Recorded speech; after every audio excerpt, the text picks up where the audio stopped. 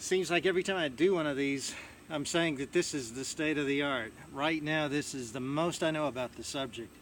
And, you know, that's kind of true, but I'm probably going to know a lot more about it in a few months. However, as of August 2019, and I think I'm going to have my new book, Metal Ropes, coming out very, very shortly. Having a few technical problems, but that's going to transfer our lessons about hitters of the Deadball era like Cobb and Speaker and Wagner into the metal bat age.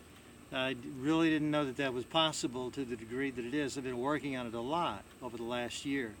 And at the end of that book, I do what I think is it's the closest thing I can get to modernizing the old tobacco card stance with the front foot pointing directly at the pitcher, the bat's down here. I think a lot of those guys were, you can't tell, of course there's no videos from 1880, but I think they were dipping the bat a little bit and then swinging that awkward foot in and then doing what I call a fall step in the book, where, you know, always kind of self-descriptive. You literally fall into the pitch.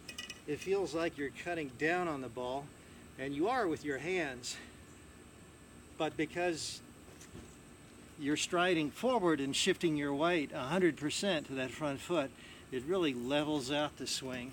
You're swinging just slightly into the ball. Boy, that looks, it certainly looked to me from the screen that was a very level swing. It's just slightly downward. You want to go down at a slight angle so that you can put backspin on the ball. But this is, you know, smallballsuccess.com is dedicated to shorter players, so we really don't want to have you pumping the ball way up in the air with a lot of backspin, because you're not one of those 6'4" guys that's going to be able to get it over the fence.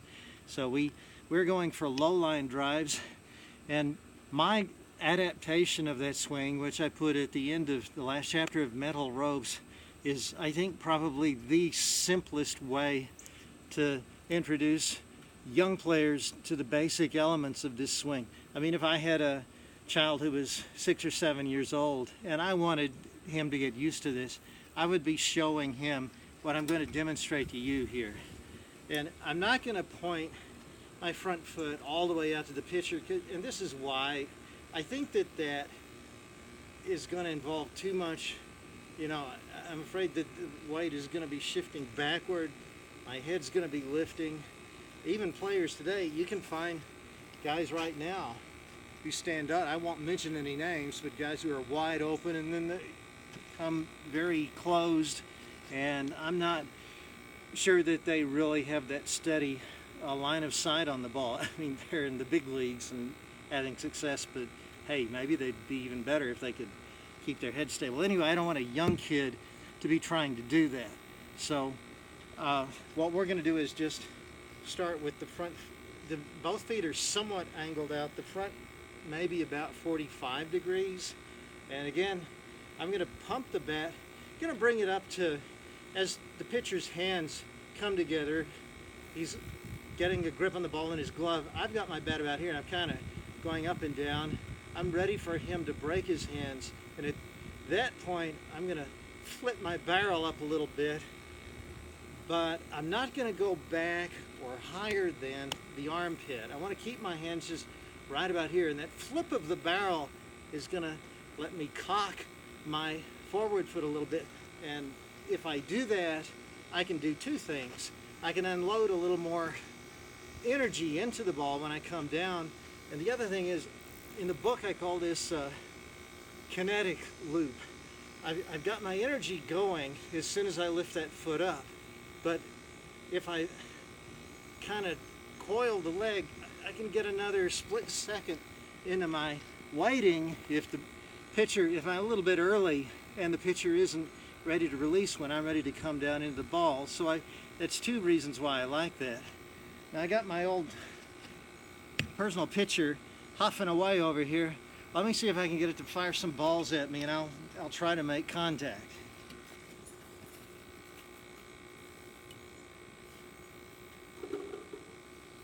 This thing, it's a surprise. It's not a typical pitching machine. It has a mind of its own. I'm putting a lot of flexibility into the wrists.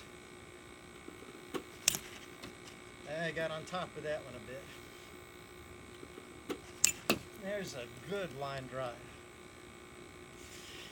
And another good one, even though it was topped a little bit. That was in on me, but I stayed inside of it. Change up. That's what I'm telling you. This machine has a mind of its own. So it's a test for me. But I'm trying to keep my, in all of your swings, I don't even think you should wear batting gloves. I think you should really work on having your arms in a V and keeping the handle in those knocker knuckles. Keep it really loose. And I don't think it's so important to spread the hands or choke up with this, especially with a metal bat, but just almost ready to drop the bat when you're up here at the armpit. Just really loose. If someone came up behind you and swatted the barrel, the whole bat would probably fall out of your hands. That loose. And then when you go down into the pitch, you're doing, we've talked about this before, you're levering down with the bottom hand and pushing through, punching through with the top hand. Really wristy kind of swing, straight into the ball, slightly downward. That's how you get the line drive. Let me try a few more.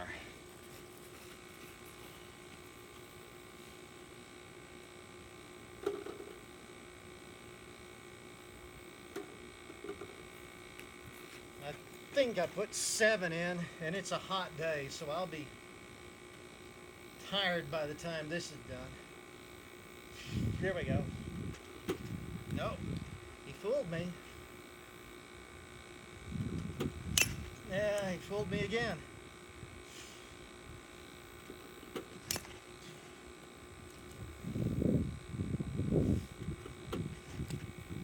I'm not having much luck this time around. There's a good one.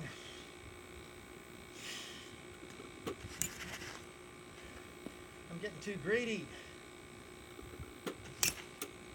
Is that 7?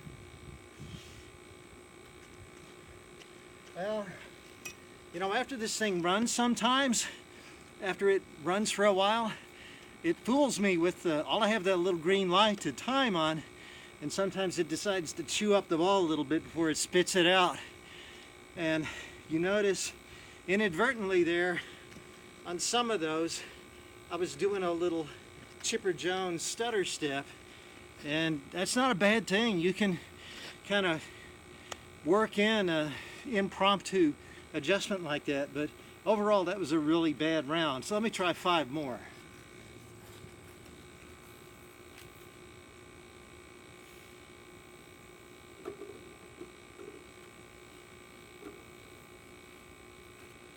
Just got to make myself stay loose. Don't jump at the ball. Let it come to me. I'm going to back up a little bit.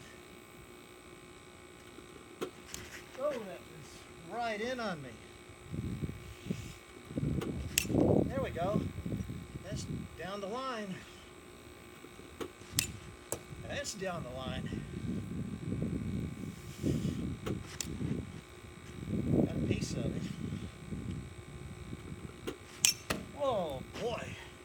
Nice one. You know, these are little golf-sized wiffle balls, and I'm maybe 16, 18 feet away from that machine, so I'm replicating a pretty challenging pitcher, and the wind will sometimes push the wiffle balls into me, so it was a little hard to track some of those, but because my wrists are so loose, I can at least fight it off. I can bring the bat in very easily. On one of those, when I wasn't quite ready, I didn't get my weight shifted at all. I stayed back the way that the hitting instructors from 1950 almost to the present day, they're still telling people to stay back. Well, then one of the nice things about shifting forward is that in an emergency, you can stay back. And I think maybe that was one of those that I hit off to the opposite field. Adjustability is one of the main selling points of these dead ball swings to me. Anytime you have your weight shifting in, you're taking a nice, long, healthy stride. Of course, I'd like that classic, beautiful, that finish upright over one leg, but if I am late on the pitch, then I'm not going to get up on the front leg. I'll just have to hack any way I can at it to try to get a piece of it. But because my weight is smoothly going forward, if I got good hands, and I'm going to have good hands if I've got the handle in those knuckles, then I can adjust to the pitch. I can, you know, I can at least fight it off maybe and get another swing. I had a couple of really good strokes down the opposite field line there. So, and this is so simple. This is so simple. Again, I think a 6, 8-year-old could easily start out with a swing like this. It feels so natural. Just stay loose when you're doing it, and don't stay back. Don't get the front foot down early. Finally, got to mention this, be sure that you don't lift the front foot as you're pumping the bat. Be sure that you let I call it catalyzing the lift. Let the barrel catalyze the lift of the front foot. Keep the foot down, and now it's going to come up. And my hands, as I've said, are never going to go that far back. They're going to follow the step down into the ball.